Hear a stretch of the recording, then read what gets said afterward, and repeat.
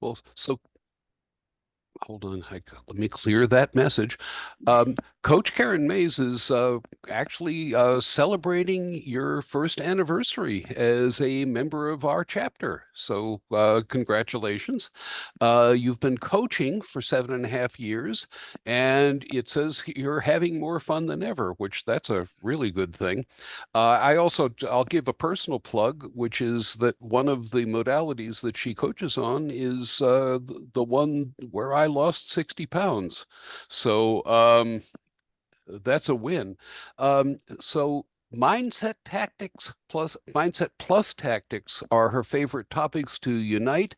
You need both in order to create change. And you'll hear her do today that as she speaks about one of her favorite subjects, which is habits. So take it away. Thank you, Joe. Are you guys seeing my screen now? Okay, Yes, awesome. we're good. Good morning. Thank you. Good morning, Danbury chapter. I am Coach Karen Mays, as Joe said, and I'm here to talk to you today about habits and how you can start to design your life through small changes. It was through new habits that I changed my life in 2015. There I was, starting yet another diet. How could I make this time different? Well, I did have something that I had never had before, a personal coach who would check in with me at least once a week. Light bulb. When Nora calls, I will answer. No more hiding from accountability. It was a simple habit, really, and it turned out to be the small hinge that swung open a very big door for me. I went on to lose over 100 pounds and completely changed my life. My goal today is to ignite in you a burning desire to design your life with intentional habit creation, to dream big, exciting dreams, and then get to work on the small habits. I hope to inspire you to take responsibility for the small habits you can create to move yourself forward. And by the end, if I've done my job, you won't want to wait another minute. First, a little bit more about me. This is my 2024 vision board. It's a big year for me. On May 31st, I will turn 50. And so I went extra big on my vision board this year, and I really love it. This year, I see everything through the lens of physical health. When it's time to level up, I always say to start with physical health because it's the tide that causes all ships to rise in your life. At the bottom right are happy times with my husband, Tuna, and our two boys, Graham and Lewis. The tiger eyes at the top remind me that I'm currently setting the stage to become a black belt in my early 50s. Speaking of setting the stage, that's a photoshopped picture of me on the big stage at the Optavia convention. It hasn't happened yet. The photo reminds me to calibrate my internal compass accordingly because that's a big, hairy, scary goal for me. Now let's talk about habits. So, what are habits anyway? Why do we care? Habits are simply pre-made decisions and routines, many of which are triggered to start subconsciously. Here are some other habit facts. Habits solve problems. They make life easier because they reduce the number of decisions we need to make each day. And it can take anywhere from 7 to 180 days to install a new habit. Many habits are so ingrained in us that we aren't even aware of them.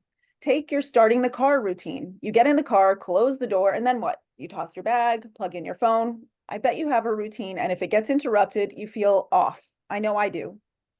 When I was a kid, I spent many summers with my family in Ireland. I noticed that every time we came home from an outing, my aunt or uncle would immediately put the kettle on for tea and biscuits. It was their we're home routine.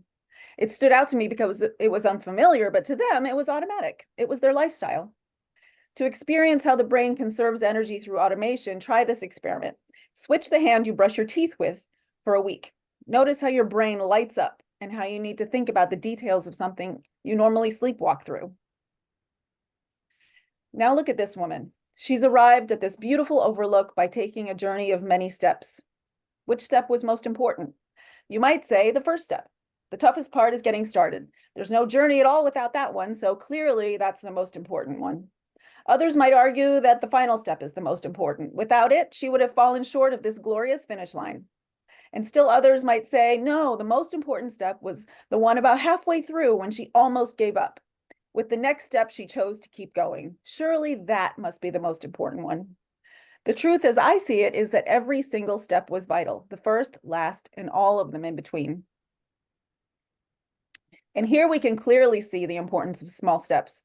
These two people have the same burning desire to succeed, but our big stepper on the right can't even get started. And even if she could find a way to climb that first step, if she's like most of us, she's going to give up because it's just too hard to do it again and again.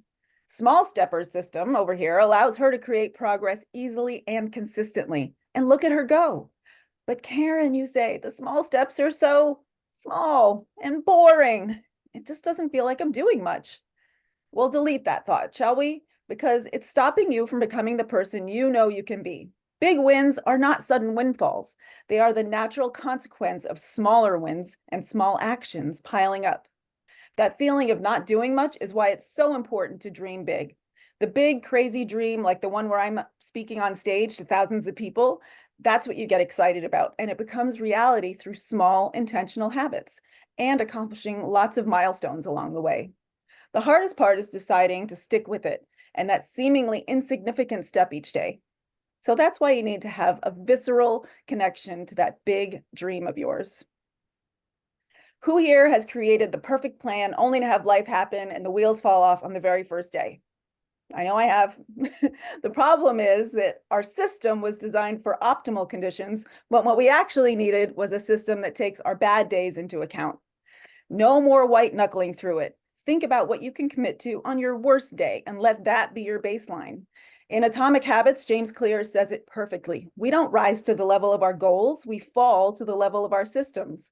So let's create a better system, or as I like to think of it, an ecosystem of small habits that feed off of one another. These are some habit strategies that I love and wanted to share with you today. First, there's habit stacking.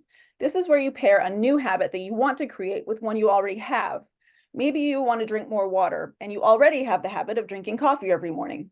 You can habit stack by drinking 16 ounces of water before having your morning coffee.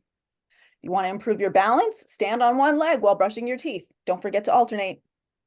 Temptation bundling is another tactic, and that's where you make a rule that in order to do something you want to do, you have to be doing something that you're trying to learn to do, or a new habit that maybe isn't so attractive.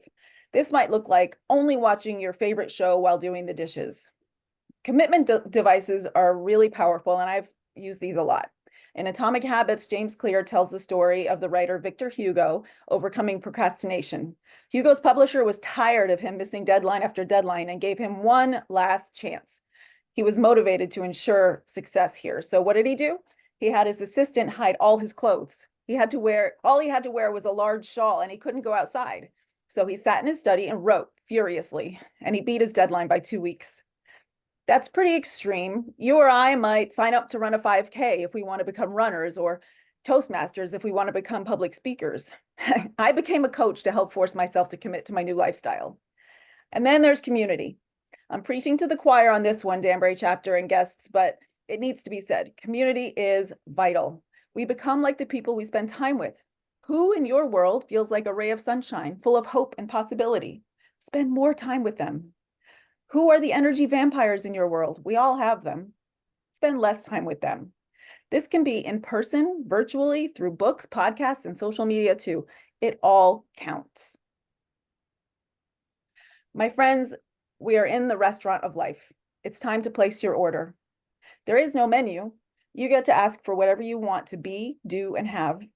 If you don't know what you want, the universe, God, or even your networking partners won't know what to send your way. Atomic Habits, again, makes an excellent case for focusing on identity and choosing habits that support who you want to become. So who is that? A non-smoker, a runner, a fun mom or dad, a better spouse, a cheerful giver, a high-income earner? Stop checking off meaningless boxes and focus on the habits that will get you to who you want to be. This is where it gets really exciting. By installing small habits over time, you're going to raise the floor, the baseline of your life. Like compound interest, it will rise little bit by little bit at first, and then bam, big leaps. You look down from the stratosphere and wonder, when did this get easier? It didn't. You just got stronger. So what'll it be, Mac? Dream big and think small habits. To help you in this effort, I have a couple of gifts for you today. The first is a printable weekly habit tracker. My clients love this tracker, and so do I. It's going to help you design your life with intention, and you will see clearly how much you have to celebrate. When you're with me, you know that every box you check is a victory. What I shared today is really just the tip of the iceberg. So my second gift to everyone here is a free 60-minute strategy session, which will be all about you, your habits, and goals. You could also pass that gift along to someone in your world who's looking to level up. You can use the QR code on your screen to book that. And there's also going to be a link in the chat. Again, thank you so much for this opportunity. I hope you found this valuable, and I hope that you decide to dream big and act small with me. Thank you, Karen. And I am just looking for the, I will get the link and put it in the chat as well.